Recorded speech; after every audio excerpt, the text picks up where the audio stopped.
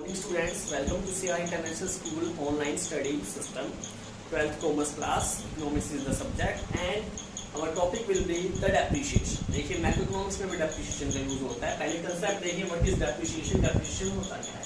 तो आपको 11th class में बताया जा चुका था कि what is depreciation. So depreciation refers to loss in the value of fixed assets. ठीक है, तो depreciation क्या होता है? Loss in the value of fixed asset. Fixed assets में कंटिन्यूअस यूज के कारण, ठीक है, जब फिक्स्ड असेट्स कंटिन्यूअस यूज में आती रहती है तो कंटिन्यूअस यूज के कारण उसकी कुछ वैल्यू में कमी आ जाती है. उस कमी को हम क्या कहते हैं? डेप्रिसिएशन कहते हैं. So that is the depreciation, a reduction in the value of fixed assets और या फिर a loss in the value of fixed assets. अब डेप्रिसिएशन किन कारण होता है? देखिए सबसे पहला normal wear and tear. Normal wear and tear, ठीक है. वियर एंड टियर यानी कि छोटी मोटी टूट फूट होती रहती है भाई मशीन के साथ, ठीक है. जो भी आपके फिक्स्ड असेट्स होती है वो टूटती फूटती रहती है जिसके कारण उनकी वैल्यू में कमी आ जाती है.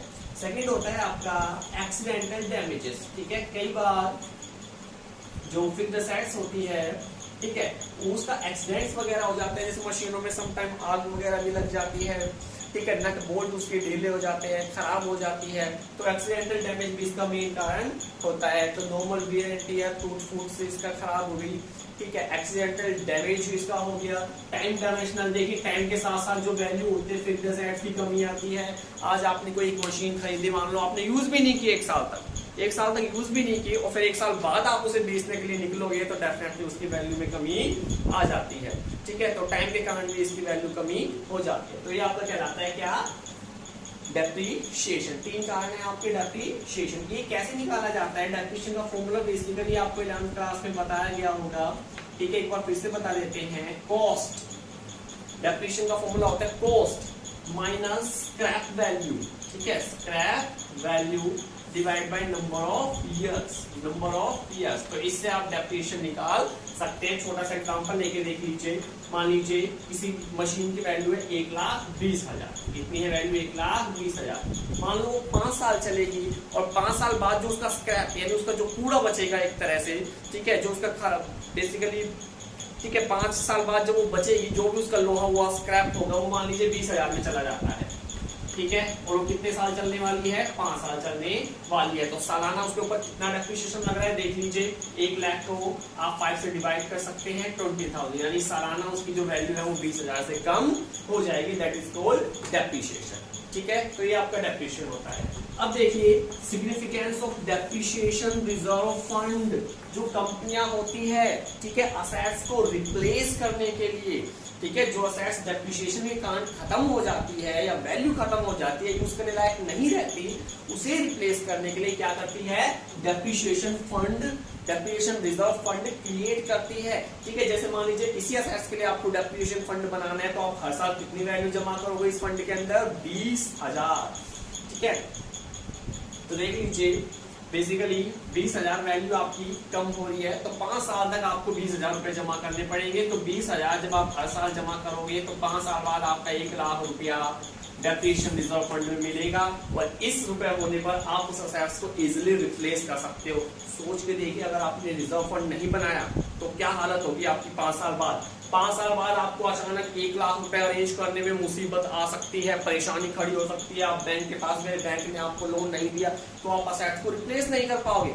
असेट्स रिप्लेस नहीं हुई तो टोटल प्रोडक्शन होगा जो देश का, ठीक है, कंपनी के लेवल पे देखो तो कंपनी का होगा, कंट्री लेवल पे देखो तो कंट्री का टोटल प्रोडक्शन गिरेगा, एम्प्लॉयमेंट अपॉर्चुनिटी गिरेगी, रुपए का लेवल गिरेगा, ठीक है. देश में जो मनी होगी उसकी सप्लाई डाउन चली जाएगी, ठीक है, तो मंदी आ जाएगी देश के अंदर. तो इसीलिए डेप्रिसिएशन रिजर्व फंड बड़ा जरूरी होता है, बहुत जरूरी होता है, ताकि डेप्रिसिएबल असेट्स को आप रिप्लेस कर सको और देश के अंदर टोटल प्रोडक्शन के लेवल को आप मेंटेन रख सको. अगर असेट्स रिप्लेस नहीं हुई, मशीन रिप्लेस नहीं हुई तो प्रोडक्शन लेवल गिरेगा, जीडीपी ग्रोथ गिरेगी, नेशनल इनकम गिरेगी, आपका जो राष्ट्र होगा वो विकास से पीछे दौड़ जाएगा, आपकी जीडीपी ग्रोथ गिर जाएगी. तो इसीलिए डेप्रिसिएशन रिजर्व फंड बहुत जरूरी होता है ताकि असेट्स को प्रॉपर्ली टाइम से रिप्लेस किया जा सके और अपने प्रोडक्शन लेवल को मेंटेन रखा जा सके. डेप्रिसिएशन रिजर्व फंड, ठीक है. अब देखिए बेसिकली जो डेप्रिसिएशन होता है, ठीक है, उसके दो मेन पार्ट कौन कौन से होते हैं देख लीजिए। एक होता है एक्सपेक्टेड ऑब्सोलेंस और दूसरा होता है अनएक्सपेक्टेड ऑब्सोलेंस। ठीक है, एक्सपेक्टेड जिसे हम एक्सपेक्ट कर सकते हैं कि हाँ भाई इस कारण से डेप्रिसिएशन लगेगा। ठीक है, अनएक्सपेक्टेड जिसे आप एक्सपेक्ट नहीं कर सकते, जिसका आपको पता नहीं है, जो अचानक हो जाते हैं। तो नेक्स्ट टॉपिक देखिए, एक्सपेक्टेड ऑब्सोलेंस और अनएक्सपेक्टेड ऑब्सोलेंस क्या होते हैं। ठीक है, ये क्या होते हैं। और एक्सपेक्टेड ऑब्सोलेंस तो डेप्रिसिएशन का पार्ट होता है। ठीक है, तो पहले हम बात कर लेते हैं एक्सपेक्टेड, जो हमने एक्सपेक्ट किया हुआ है, एक्सपेक्टेड ऑब्सोलेंस। ठीक है, एक्सपेक्टेड ऑब्सोलेंस। तो एक्सपेक्टेड ऑब्सोलेंस क्या होते हैं देखिए, दो कारण से एक्सपेक्टेड ऑब्सोलेंस होते हैं। ठीक है, reduction in the assets, reduction in the value of fixed assets due to change in technology या चेंज इन फैशन। तो देख लीजिए, जब टेक्नोलॉजी चेंज होती है तो उससे भी आपकी क्या होती है, फिक्स्ड असेट्स में कमी आ जाती है। फैशन में जब परिवर्तन आता है तो उससे भी आपकी जो असेट्स है उसमें कमी आती है। देखिए, एक चेंज इन टेक्नोलॉजी का एग्जांपल लेके देखिए। पहले क्या था, ब्लैक एंड व्हाइट टीवी आपके बनते थे। कौन से टीवी बनते थे, ब्लैक एंड व्हाइट टीवी आपके बनते थे। उसके बाद ट्रेंड बदला, फैशन बदला, कौन से टीवी बनने शुरू हुए, कलर टेलीविजन बनने शुरू हो गए। उसके बाद फिर से ट्रेंड बदला, कलर टेलीविजन के बाद क्या हुआ, एलसीडीज आई, एलसीडीज के बाद क्या हुआ, एलईडीज आई। ठीक है, और अब स्मार्ट टीवी भी आपके आते हैं। तो अब देखिए धीरे धीरे कैसे चेंज इन टेक्नोलॉजी हुई और आपका जो असेट्स थी उसकी वैल्यू में कमी आई। देखिए, एक जो प्लांट था आपका black and white TV produce करता था, जैसे कलर टेलीविजन आने शुरू हुए तो ब्लैक एंड व्हाइट टीवी की डिमांड घट गई, टेक्नोलॉजी से बाहर हो गए उसकी।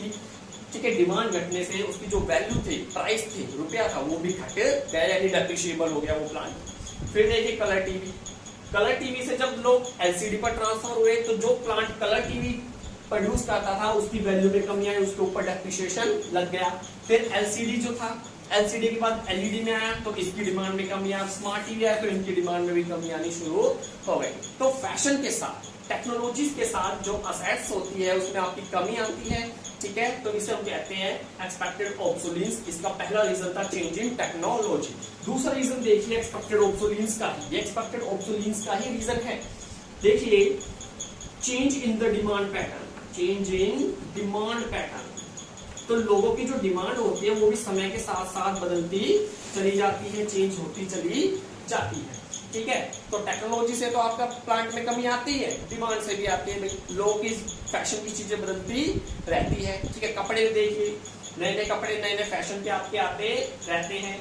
तो चेंज इन डिमांड के कारण भी कई जो असेट्स होती है, ठीक है, उनकी डिमांड घट जाती है। एग्जाम्पल देखिए, पहले होते क्या थे, रबड़ के शूज चलते थे, किसके शूज चलते थे, रबड़ शूज चलते थे।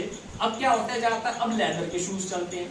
तो एक जो प्लांट पहले रबड़ का शूज बनाते थे, लोगों की डिमांड में आई कमी, लोगों ने रबड़ के शूज खरीदने कर दिए बंद, तो इस प्लांट की वैल्यू घट गई, क्योंकि अब ये प्लांट का कोई काम कर ही नहीं रहा, क्योंकि रबड़ के शूज तो लोग खरीदेंगे ही। अब किसकी डिमांड बढ़ी, जो प्लांट बेसिकली कौन सा शूज प्रोड्यूस करते थे, लेदर वाले। तो जो प्लांट लेदर के प्रोड्यूस करते थे उसकी वैल्यू हाई हो गई, और जो रबड़ का शूज करता था उसकी वैल्यू में कमी आ गई, यानी वो डेप्रिशिएट हो गया। तो ये था आपका एक्सपेक्टेड ऑब्सोलेंस, जिसकी हम कल्पना कर सकते हैं, हाँ इस चीज के कारण इस असेट्स में कमी आएगी, टेक्नोलॉजी के कारण आती है डेफिनेटली। ठीक है, ब्लैक एंड व्हाइट खत्म हो गया, कलर टीवी या कलर खत्म हुआ, एलसीडी एलईडी आने शुरू हो गई। ठीक है, और चेंज इन डिमांड पैटर्न, लोगों की डिमांड बदलती रहती है। ठीक है, जिस समय पर जिसकी डिमांड है उसी के प्राइस हाई होते हैं, जिसकी डिमांड नहीं है उसके प्राइस गिरते चले जाते हैं, वो डेप्रिशिएट हो जाता है। Expected obsolescence, expected obsolescence. अब देखिए अनएक्सपेक्टेड ऑब्सोलेंस। ठीक है, तो इसके दो रीजन आपको पता लग गए। ठीक है, दो रीजन इसके हैं, चेंज इन टेक्नोलॉजी, और सेकंड इसका रीजन क्या था आपका, change in pattern of demand, यानी कि चेंज इन डिमांड। अब देखिए अनएक्सपेक्टेड ऑब्सोलेंस, अनएक्सपेक्टेड ऑब्सोलेंस, जिसे आप एक्सपेक्ट नहीं कर रहे, जो अचानक हो जाए। जैसे कि सबसे पहले नेचुरल कैलेमिटीज, प्राकृतिक आपदा आपकी आ गई, नेचुरल कैलेमिटीज, बाढ़, भूकंप, सूखा ये पड़ गया, जिससे कि आपका जो प्लांट था वो खत्म हो गया, आपके प्लांट में पानी चला गया, खत्म हो गया, नेचुरल कैलेमिटीज। सेकंड क्या था, इकोनॉमिक रिलैक्सेशन, इकोनॉमिक रिलैक्सेशन, जब आर्थिक मंदी आती है देश के अंदर या कंट्री के अंदर रुपए ही नहीं है, जब लोगों के पास रुपए ही नहीं है तो वो सामान ही कहां से खरीदेंगे। तो आपका जो प्लांट है, ठीक है, जो आपकी असेट्स है उसकी वैल्यू में कमी आनी शुरू हो जाएगी। ठीक है, तो अनएक्सपेक्टेड ऑब्सोलेंस, नेचुरल कैलेमिटीज, भाई हमें नहीं पता कब भूकंप आएगा, कब तूफान आएगा, कब सुनामी आएगी, नहीं पता हमें। इकोनॉमिक रिसेशन कभी भी आ सकते हैं बेटे, बाजार में अनसर्टेनिटीज बदलती रहती है। रिसेशन, आर्थिक मंदी कभी भी हमें सामना करना पड़ सकता है, और आर्थिक मंदी में सबको पता है, आर्थिक मंदी में सबको पता है जो भी आपकी चीजें होती हैं उन सबकी वैल्यू डाउन होनी शुरू हो जाती है, उनकी वैल्यू डाउन होनी शुरू हो जाती है। तो ये थे आपके एक्सपेक्टेड और अनएक्सपेक्टेड ऑब्सोलेंस। एक बार इन दोनों में फिर से हम छोटा सा डिफरेंस देख लेते हैं, कौन कौन से डिफरेंस होते हैं एक्सपेक्टेड और अनएक्सपेक्टेड ऑब्सोलेंस में। Expected obsolescence, second unexpected obsolescence. तो मैंने अभी बताया था आपका एक्सपेक्टेड ऑब्सोलेंस के दो रीजन कौन कौन से थे, change in technology and change in demand. तो एक्सपेक्टेड ऑब्सोलेंस के दो रीजन थे, change in technology and change in demand. Unexpected के दो रीजन कौन कौन से थे, सबसे पहला हमने क्या बताया था आपको अभी, इकोनॉमिक रिसेशन और क्या था बेसिकली नेचुरल कैलेमिटीज। इन दो कारण से आपका अनएक्सपेक्टेड ऑब्सोलेंस होता है, पहला डिफरेंस। सेकंड देखिए भाई, एक्सपेक्टेड ऑब्सोलेंस के लिए हम क्या कर सकते हैं, डेप्रिसिएशन रिजर्व फंड का निर्माण करते हैं। ठीक है, so for expected obsolescence depreciation reserve fund has been created, ये क्रिएट करना पड़ता है। जबकि अनएक्सपेक्टेड ऑब्सोलेंस के लिए आप डेप्रिसिएशन रिजर्व फंड नहीं बना सकते, लेकिन क्या करा सकते हैं, इंश्योरेंस। इसे कैसे कवर किया जा सकता है, बाय इंश्योरेंस। आपको अपने प्रोडक्ट का क्या करना पड़ेगा, इंश्योरेंस कराना पड़ेगा। थर्ड देखिए, expected obsolescence is a part of depreciation, ये डेप्रिसिएशन का हिस्सा होता है, it is a part of depreciation. और unexpected is not a part of depreciation, it is not a part of depreciation. Thank you very much, stay home, stay safe.